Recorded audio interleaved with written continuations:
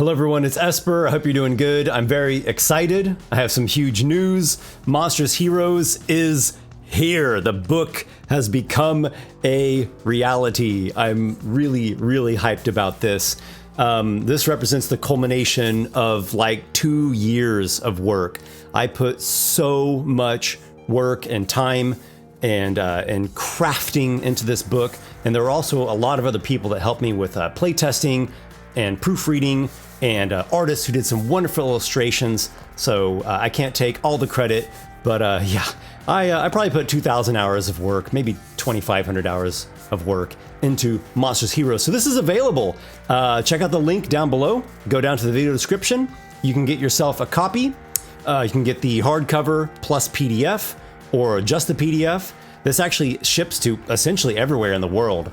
If you're outside of North America, I've got a shipping partner in the UK who can get some pretty good rates on shipping in Europe, Australia, etc.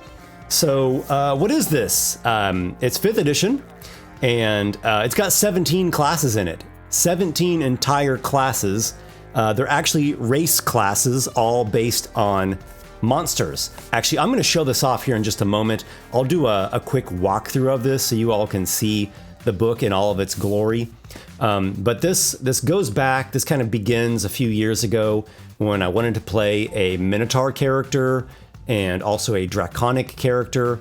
And I looked at the official options for like the Dragonborn race, the Minotaur race, and I just didn't feel inspired. I thought they were a little lackluster. They were just like giving you a little taste of what that creature actually is. And so I just didn't feel inspired. I felt unsatisfied, and I was thinking, how could this function? How could I make this work? And after a bunch of tinkering and experimenting, it finally came to me that these things need to be your race and your class. So if you play a Minotaur, you are a Minotaur race with all the racial traits, and Minotaur is your class with all the class features, proficiency. So it's a complete package. And you go Minotaur level 1, 2, 3, etc. At a certain point, you can, diverge like into standard classes, and then you'd be like a Minotaur Barbarian or a Minotaur Ranger or whatever. Or you can just stay with Minotaur. These all go to a complete 20 levels. They have awesome capstone features. There's also other stuff in here, by the way. There's like feats, spells, magic items. There's a section of NPCs. There's a section of campaign plots and campaign settings. So this book really is good for players and GMs both. And did I mention there are 17 in here? There is so much content in this book, and each of these classes has at least 2 subclasses. A number of them have 3, a few of them have 4. Some of them have like multiple race options within the race. Some of these classes are really customizable, so you could really tinker and build them how you want. There's so much I could say about this. Why don't I just show this off? I'll cut to a different video here so you can see the entire book in its glory. All right, so we are looking at Monstrous Heroes here in hardcover. Really great texture on the cover, and the paper quality is fantastic too. The print job really is just superb. Very vivid, rich colors, dark shadows, bright highlights, very crisp, very sharp definition, sharp detail all throughout. It starts off with just 1 page of rules. This is fully 5th edition compatible. It's made to fit right in with regular 5th edition, with regular old 5e. These rules don't do anything that really alters the game or causes any major changes. These really are just things to help, just for clarity's sake, to help clarify, to help the flow and the efficiency of it, just to help people understand things and use this in a practical way. Things kick off with the Arachnir class. It is a monstrosity, a spider / almost humanoid upper body, and this is all kinds of cool things, spidery abilities like web shooting and spider climbing and blind sight, a venomous bite. Eventually you get into all kinds of different cool abilities. There are 3 subclasses: the Dread Thing, the Murkweaver, and the Arachnomancer. The Arborean is the plant class. Lots of nature, plant, tree themed features. some pretty interesting lore for the Arborean as well. I should mention each class, its opening section, instead of it being a more like plain description of what the class is, it is actually a short story, like a micro story that's actually set in the world of Ikoros, so it's fully immersed, gives you a great glimpse of this class somewhere in the fantasy world. And they each read like a little mini short story. So this book really has an artistic flair to it, not just with the aesthetic and the illustrations, but also with the writing and the prose. The next one is the Brindle Cap, the small-sized creature in the book. It is a fae, a half-caster, very trickster-like, a little bit of element of druid, a little bit of element of bard, but a lot of unique features, a bunch of unique cantrips, actually. This class has a bunch of cantrips that are unique to Brindle Cap, just really all around quite the mischief maker. There are clericons, pucks, red caps, and spriggans. So if you want more than just a little trace of Fey ancestry and to actually be the full-on thing, that is the class for you. A lot of people have been liking Brindle Cap. Dragon is next. This is the classic chromatic and metallic dragons as we know them. As you go, you build up all your different draconic might and powers. The more you have in your horde, the more additional benefits you get. So there's a really cool layer and horde mechanic built into the class. There are a bunch of draconic talents that you gain at certain levels, sort of like how a warlock gains invocations at certain levels to customize and add additional features and powers or magical abilities to the class. A number of the classes have those kinds of talents that really help you customize things. There's the Hag. She is also a fae. She's a full caster. There's actually a bit of a jump scare in this book. We see here, oh, this kindly grandmother. Ah! No, she's a bone hag. There's the Hag spell list.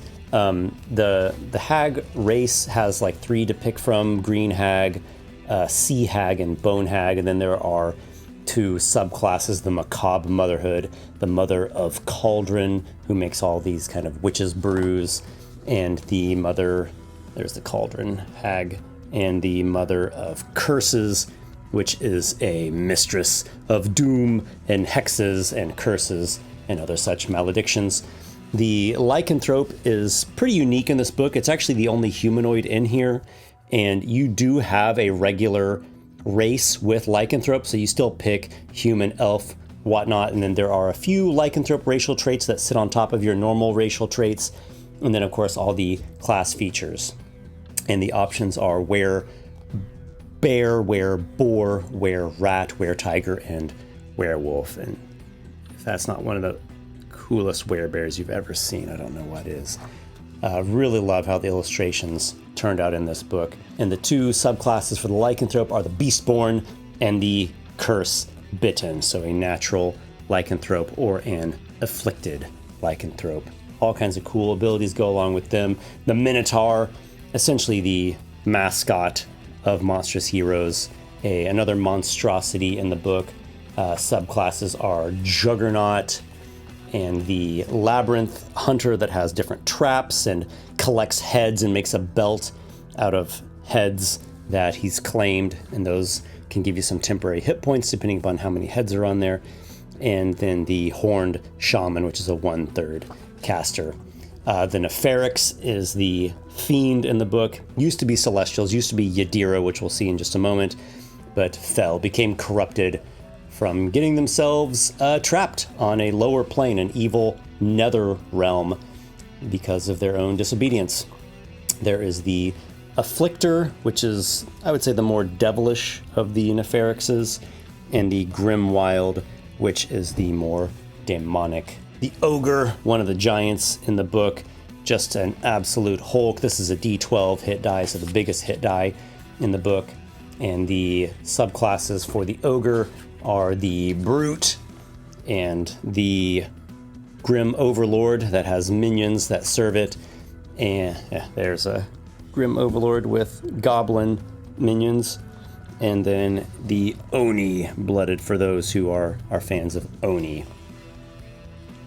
The Ousia is the elemental monster class. There's an Oread, which is the earth-aligned elemental one. And then there's the Salamander for fire, the Sylph for air, and the Undyne for water. Different Ousia talents, again, to give customization, to build your class with powers as you would like.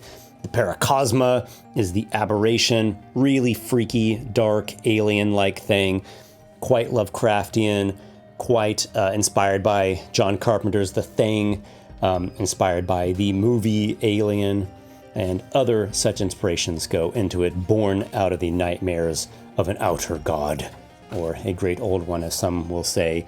So no little touch of something weird or eldritch. You actually are an eldritch horror all the way if you're playing a Paracosma. It's also a psionic type of class. You get psi points and pick from different psionic powers. The two subclasses are the Interloper and the Zamzok. Just some really, really weird features for this one. You'll be doing things that you have never thought you would ever do in a D&D or an RPG for that matter.